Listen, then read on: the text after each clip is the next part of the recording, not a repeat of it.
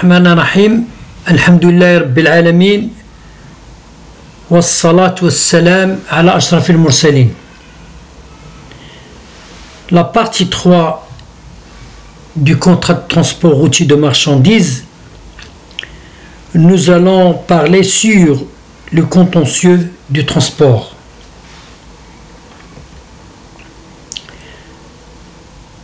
Régime de responsabilité.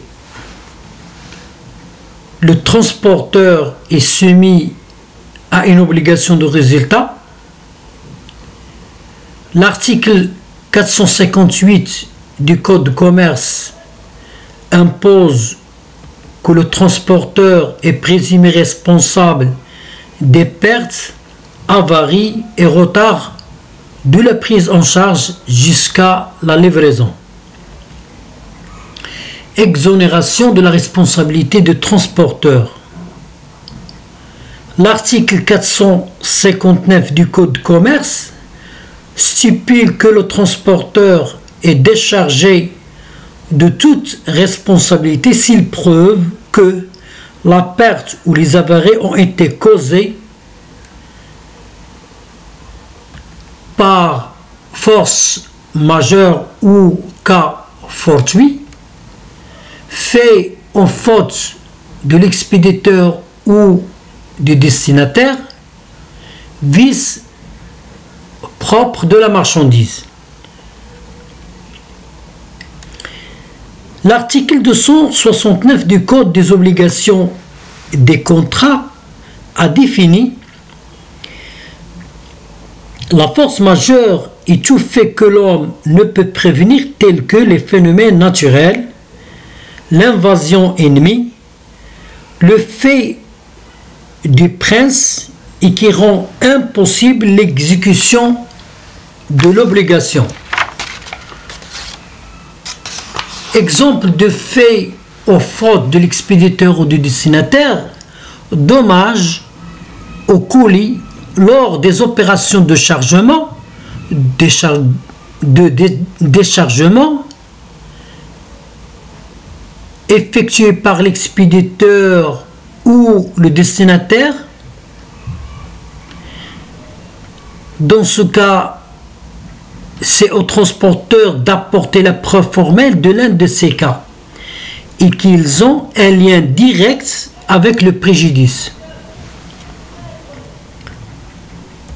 Le vice propre se définit comme une détérioration survenue à la marchandise pour une cause qui lui est interne.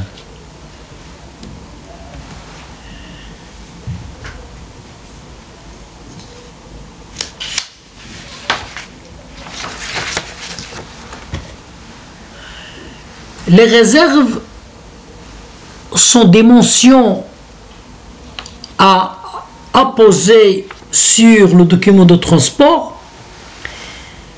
Elles représentent la seule preuve de l'existence des dommages subis par la marchandise. Pour être valables, les réserves doivent être écrites sur le titre de transport ou par un document séparé, daté, précise et motivée, par exemple manque de 3 colis, et signée par l'expéditeur. L'article 449 du Code de commerce stipule qu'à la prise en charge des marchandises, le transporteur doit faire des réserves à chaque fois qu'il constate une avarie, un manquant, un emballage défectueux ou insuffisant. Si le transporteur accepte les choses à transporter sans réserve, elles sont présumées ne présentent aucun défaut extérieur d'emballage. À la livraison, le réceptionnaire constate les anomalies et les précise sur le document de transport.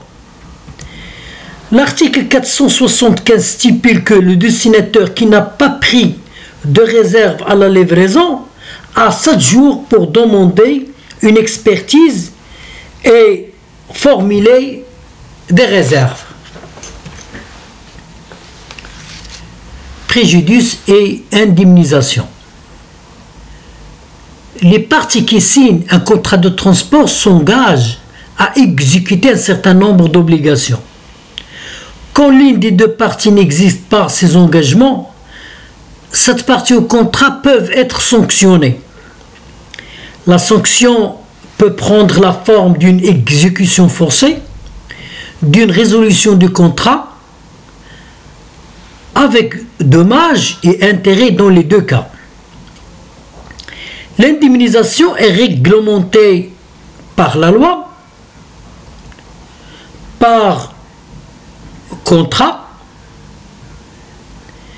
L'article 264 du droit des obligations de contrat stipule que les parties contractantes peuvent convenir des dommages-intérêts dans le cas de perte totale ou partielle ou retard,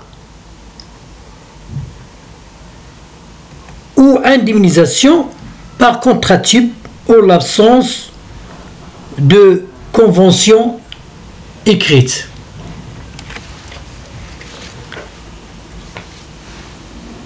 Indemnisation consiste à réparer un préjudice. L'article 463 du Code de commerce stipule que l'indemnisation en cas de perte est établie d'après le titre de transport et, à défaut, d'après le prix courant des choses de même espèce et qualité au lieu de départ.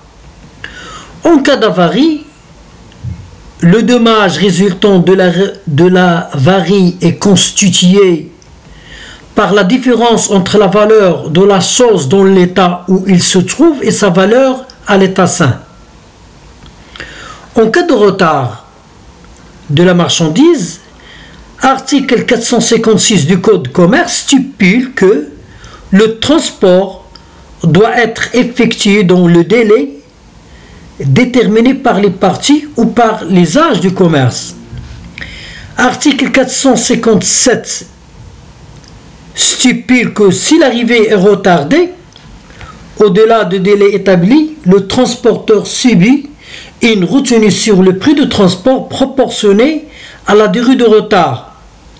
Il perd le prix entier si le retard a duré le double de temps établi pour l'accomplissement du transport. Prescription. Et le laps de temps à ne pas dépasser lorsqu'une des parties du contrat de transport veut attaquer en justice son adversaire. L'article 389 du Code des obligations des contrats impose la durée de la prescription est d'une année de 365 jours. Et le délai de cette prescription est compté dans le cas de perte partielle ou d'avarie, la date de livraison. Et dans le cas de perte totale, le jour théorique de la remise. Cas de déplafonnement, déclaration de valeur, intérêt spécial à la livraison, faute lourde au dol du transporteur. En cas de dol ou de faute lourde du transporteur, et l'effet d'application pour le calcul des dommages des règles de la responsabilité délictuelle. Je vous remercie pour votre attention.